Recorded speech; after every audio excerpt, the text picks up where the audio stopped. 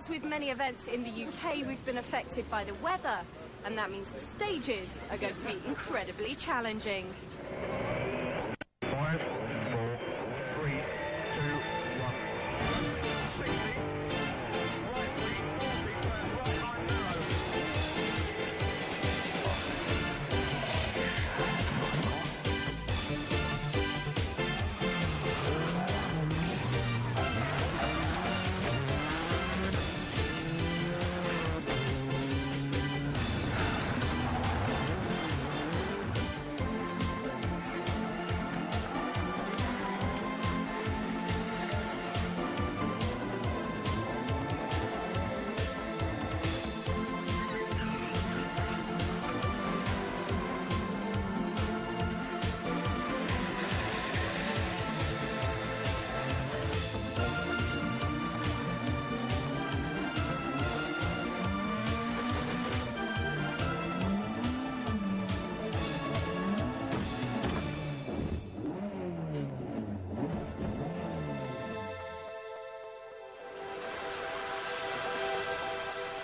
Jersey, known for its sandy beaches, its friendly people, the stunning coastline, and of course the motorsports. Well, 30 years ago, someone suggested sending rally cars through these leafy lanes, and with this being the 30th anniversary, we caught up with original car club member Ken Thompson. The club ran a tarmac event on closed roads, and it worked out really well. And we managed to convince the legal bods that rallying was racing against the clock. And they said, oh, that's OK, you can close roads for rallying. And so we started the Jersey Rally. So 30 years later and 34 stages on closed roads, 2012 saw the event attract an 86-car entry. A lot of competitors come back year after year, one being Andy Corner. This is our 15th year. And previously before that, I used to come on holiday as a youngster. That was a few years ago, about 9 years. It's the social side as much as anything. Obviously, it's the closed roads, but everybody on the island, they're absolutely fantastic. They're so friendly, everybody wants to help out. With the event 30 years old, it was quite appropriate that the Ford Escort dominated the field. Pete Rayner was back again in his Mark II, finished 4th last year. Can he improve on that? If I could get 4th again, I'd be over the moon, but I think we'll struggle this year. It's very, very strong right through the top 15. With the weather being wet, the front-wheel drive cars, such as the Corner boys, will do very well. But we'll enjoy it and see where we are at the end of the rally. Co-driver Teresa Fossey was back in an Escort with husband Stuart after her Darien experience with Ben Burt on last year's event. It was very different because Ben had never done notes, he'd never done closed road rallying, so it was all new to both of us. We'd never sat together before, whereas Stuart and I have been together 16 years in a car, so it's quite normal. Steve Leonard's dropped to a 2-litre. Yeah, I've just dropped an engine size to try and get a bit more reliability with the car. I was getting a lot of problems with the car braking around the engine, so hopefully a bit more reliability this year, and might not be a good thing with the bit of rain, might help me out as well. Number 1 seed Simon Major is back in a Ford Escort, looking for his 4th Jersey win. What was his game plan? We won't drive flat out on the first couple of stages because there's too much to lose, really. It's very short stages, it's going to be slippy. I guarantee a lot of people will make some silly mistakes, and I hope it's not us. And really, like I say, it's such a long rally, you've got to be there at the end, really. And looking forward to a good battle tomorrow with local lads. There's a lot of people who are going to try to beat us. A few wheeled rally cars out there and four-wheel drive cars, so I think the conditions are going to play into their hands. But who knows, with all sorts of weather forecasts. Some say it's going to be nice and sunny and dry, but this is Jersey, anything can happen, and I'm sure it's going to be wet for at least part of the rally. So tyre choice was going to be a key factor. Well, the club organised some special anniversary stages for the Thursday nights. It was down to the People's Park for the ceremonial start. 4 stages to be run along Victoria Avenue, and rally fans were out in force. They were not going to be disappointed. Car 1 on the start line. The 30th anniversary was underway. And care had to be taken on this stage as hitting a chicane would carry a 30-second penalty. And then word came through Major had taken the wrong route from the start line. That carried a stage maximum penalty. The first corner, it was very poorly marked actually, so we weren't 100% sure where we were supposed to be going. I think it was meant to be a hairpin left, but we sort of went square left and found ourselves on the other side of the road. But there was a gap there, so we went for it. But it was very poorly marked. It's very difficult. I know it's difficult for the organisers on a little stage like this to actually clearly mark it, but I'm sure it'll pan out. Were the other drivers aware of Car 1's dilemma? Lee Vivian was also having problems. No time penalties, it was the car. No, we got a major misfire problem and we lost the launch control and everything, so we got big problems before we started, so let's hope we can fix it now. Pete Rayner was having clean runs and playing the careful game. You've just got to be so careful with the chicanes because it's a less than a minute stage, but you can lose 30 seconds with a penalty for touching a chicane. So you've just got to be sensible. Simon Chapman should have taken advantage, but he clipped a chicane. That sent him plunging to 46th overall. A last-minute engine build for Andy Corner, and the crowd were loving the sound from the Peugeot. Entertainment and some quick times. Second overall at the end of this first loop of stages. Son Dan, not to be outdone, was quicker than his dad on 2 of these stages, and third overall.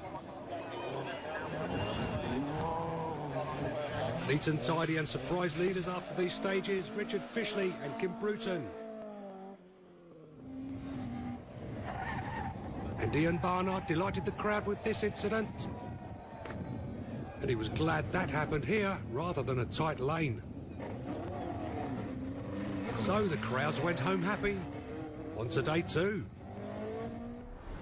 Friday, and in service, we had a word with this rally fan who wasn't going to miss this event. Well, 2 weeks before the event, I got chronic lung pneumonia, ended up flat out in hospital. Pleaded with the doctors to give me as much medication so I could get over here.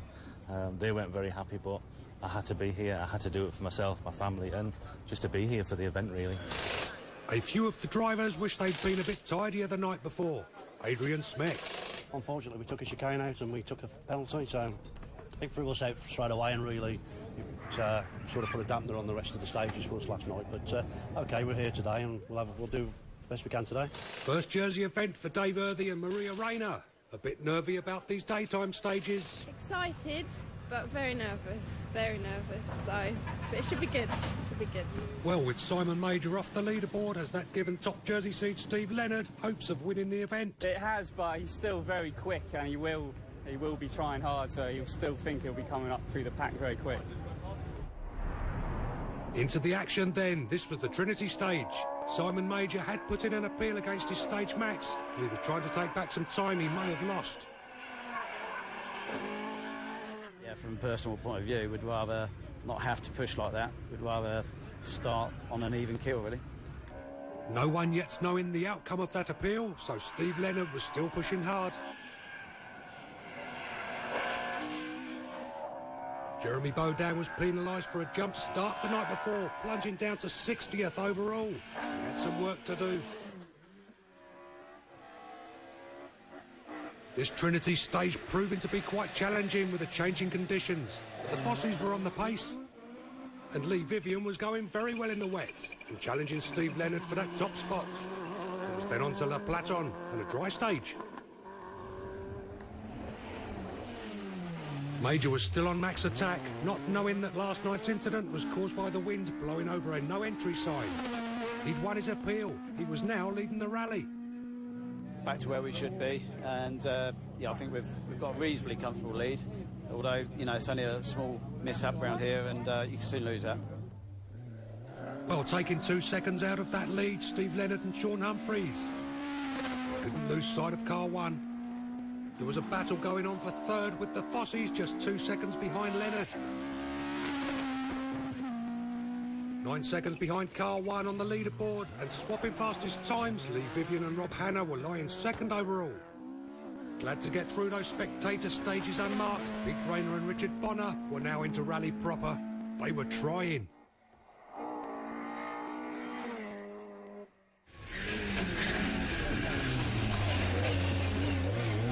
Local man James Hansford's first Jersey rally for 3 years. Doesn't look like he's been away. Andy Corner and AD Camp's mission was to test the new engine. Let's go on board. And it's easy right and easy left. 60 to caution, bus left long. 60 to easy right 100. Back at Trinity, and Stuart and Teresa Fossey were on a charge, still fighting for that third position. Paul King and Alicia Miles were improving their stage times. The new 2.5 litre engine was performing. And Dan Corner was having a great day, not only quicker than his dad Andy, but also leading the front wheel drive class. One right, Dan. So one right, 60, 5 left long, 60, turn hairpin left, braking. 100.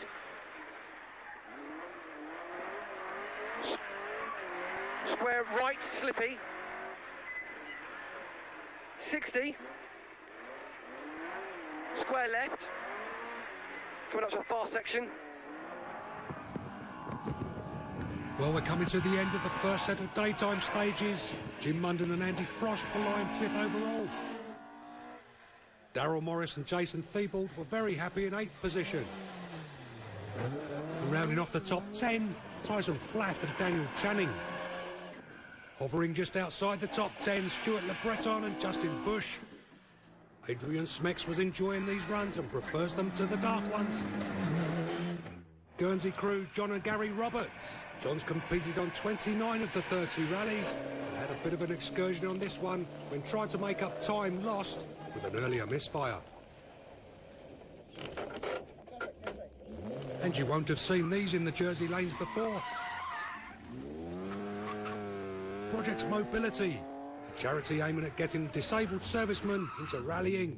3 crews were entered, only 2 made it to the night stages. Another crew who didn't make the night stages, Richard and Irene Lucy.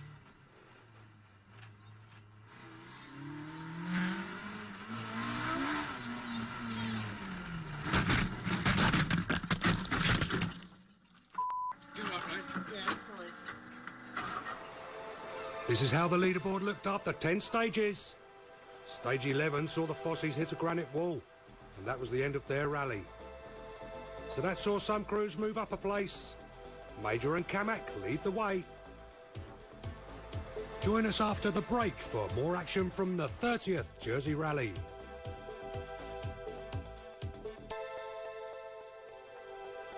Welcome back to the 30th Jersey Rally, and you join us on the Waterworks stage, famous for being dark, very dark, and very slippery. These are the real night stages. First to go into the Waterworks, Simon Major and Brian Kamak. They weren't the quickest, showing some caution, and 4th on this first run through.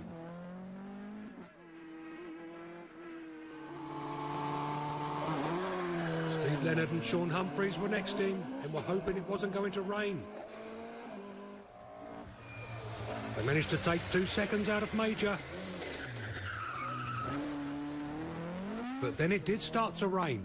How was Jeremy Bodan going to treat this stage? You can't control the weather, so you can control how you're going to drive. So it's just going to have to be sensible and keep it right. Don't do anything silly. Bodan fastest on this run and storming back up the leaderboard. Off the pace, struggling with the car setup and handbrake problems, Lee Vivian would drop a few places in the dark. Second fastest on this stage, James Hansford and Andrew Delacour. From this stage, it was over to Belazan. Pete Rayner was in line and waiting to start. Yeah, pretty confident. Just got to be tidy. Just keep it neat and tidy and we should be okay. Well, Pete's sounding pretty confident, but these stages demand respect. Further into the stage and let's go on board.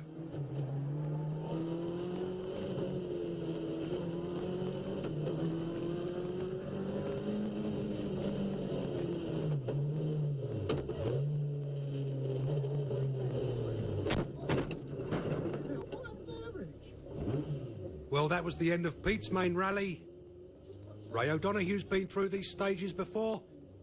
I'm always a bit apprehensive going into Belazan. It's going to be slippery. It's going to be, you know, I think it's side of caution for the first run through and see what it's like. And after that, then we'll just see where we go. But it's going to be wet. Even if, you know, it was dry this afternoon, Belazan's going to be wet. Under the trees, it's going to be slippery and dangerous.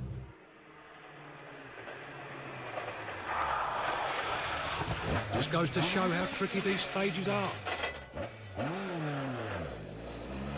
Back on board with Andy Corner and AD Camp.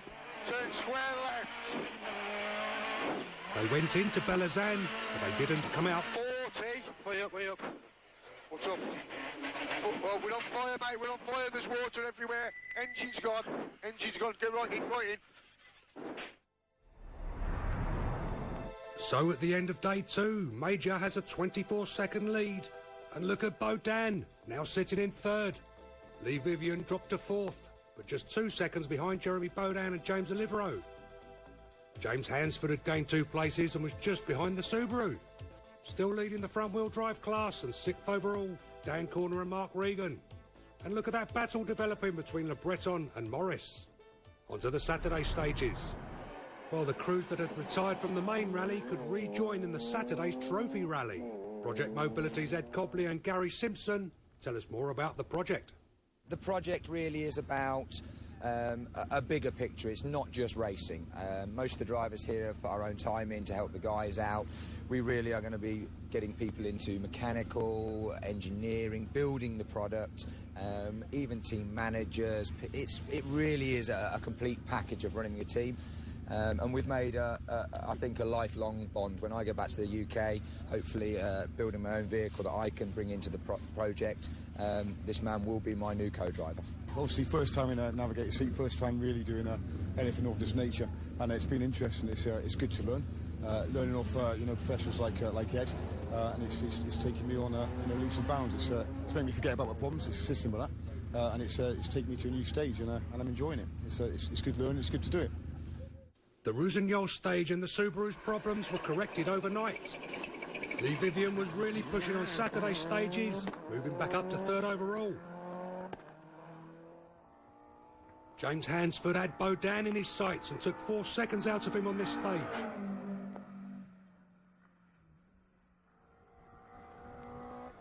Dan Corner was next out, and his lights give an idea of the surface of this stage. Still 6th overall. This feels really good. I was never expecting to be up as high as we were last night, going into the dark. I thought yesterday afternoon stage the cars would have started to pull some time back, but no, really happy.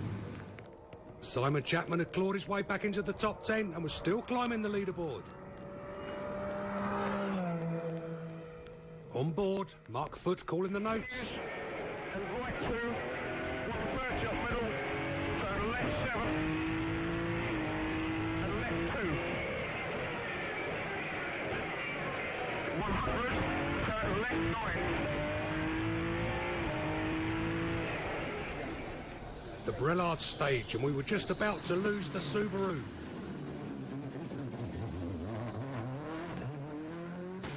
Unfortunately, we've got a front diff problem and it's connected to the gearbox, and we've had to call it a day. It simply won't do the next 10 stages in front of us. Something will go wrong, so rather than hold somebody up behind us or cause problems for the stages and us, we'll call it a day. Jim Munden and Andy Frost were just behind the 6R4 on the leaderboard. Right, opens. 3 left, flat. 82 left, flat, over crest. 100. James Hansford was driving on the limit to keep up with the top 3. Taking some chances this morning just to stay up with the boys. And, yeah, it seems to be paying off at the moment. A bit worried about these next 2, but we'll have to see how it goes, isn't it? Paul King wasn't seeing much advantage of the bigger 2.5 engine in the wet, but it was starting to dry out.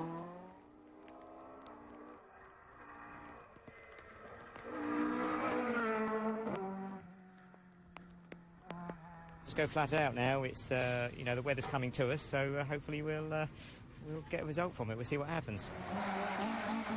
Andy Corner had put the Peugeot back on the road. It wasn't smoke after all, it was steam. So back out in the trophy rally, but not for long.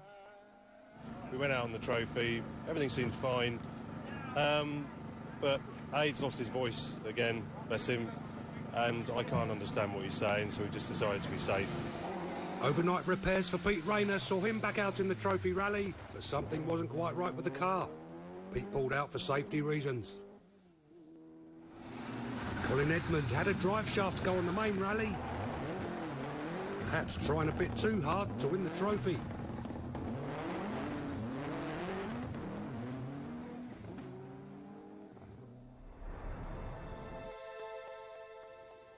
This is how it looked with just 8 stages to go, and all eyes were on that battle for third place. Less than a second between the 2.5 litre Baudin and the 2 litre Hansford. Baudin's time was quick.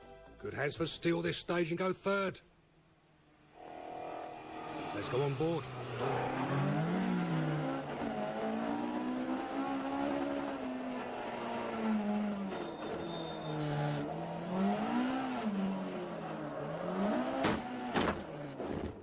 Too much damage to continue. Challenge over. Simon Chapman and Mark Foote move up to 4th. Further down the field, the Romeril brothers were enjoying their highest seeding on a Jersey rally, but the gearbox was just about to let them down. The North Stage and Paul King feared the worst when he heard a loud bang from the rear of the car after an acute left. He needn't have worried, just a damaged rim. Ron Allen was happy with the 6-month rebuild. Scared himself a bit on the dark stages and his spots were pointing down at the ground. Andy Falconbridge managing to get the big Audi round these stages. Happy with a top 20 finish. And what a way to celebrate your 40th birthday with the family over from Ireland to see him, JJ Gallagher. Well, we're nearing the end of the day. And they did win the trophy rally. Colin Edmund and Gino Gavia. Keeping the car the right way up on this event and winning Class A, Stuart Thompson and Lee Dare. Winning Class B in the Ford Anglia, Simon Lenoa and Katie LeBlanc.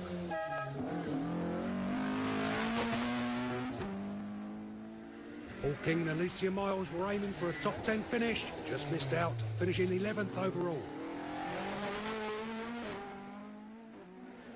Ben Andre and Adam Harvey were 10th. A great event for Richard Fishley and Kim Bruton. They finished 9th overall. 8th, Darryl Morris and Jason Thibault. Stuart Le Breton and Justin Bush won that Mark II battle, finishing 7th overall.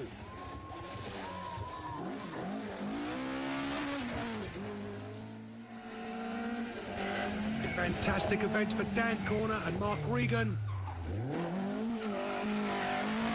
Winning the front-wheel drive class and 6th overall. 5th, the entertaining Jim Munden and Andy Frost.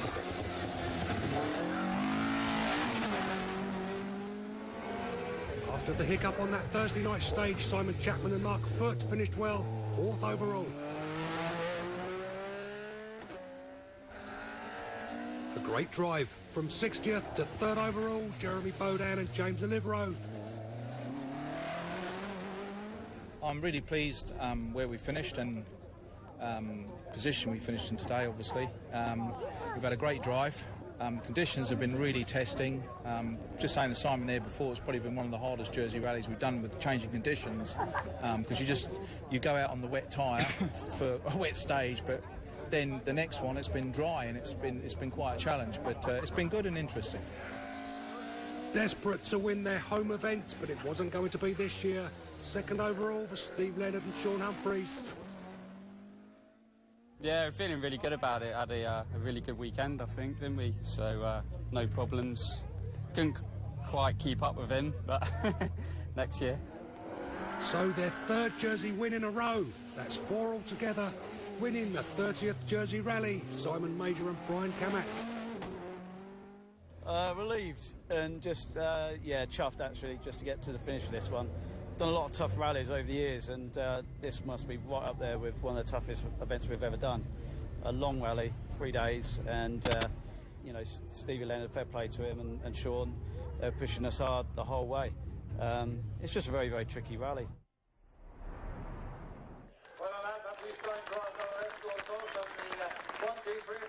Well, that's it from us and the 30th anniversary of the Jersey Rally. Simon Major and Brian Kamak have made it 3 in a row. Can they do a 4th? We'll just have to wait and see.